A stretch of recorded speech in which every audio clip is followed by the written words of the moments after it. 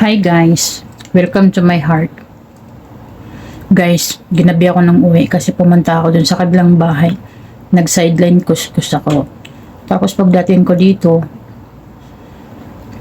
walang pagkain. Kaya ang ginawa ko, naghanap ako ng maluluto ko. Kaya ito guys, tignan nyo. Balas lang magalit. Ito yung nakita ko guys sa freezer, tsaka sa ref. Gutom na ako eh. Kaya nagluto ako nito. Never mind ako ko.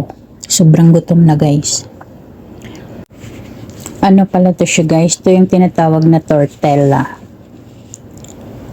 Ayan. Kain muna tayo. Mahirap kaya magtrabaho no? Mag-sideline kuskus. Tapos pagdating mo lang pagkain. Tara guys, let's go. Let's eat.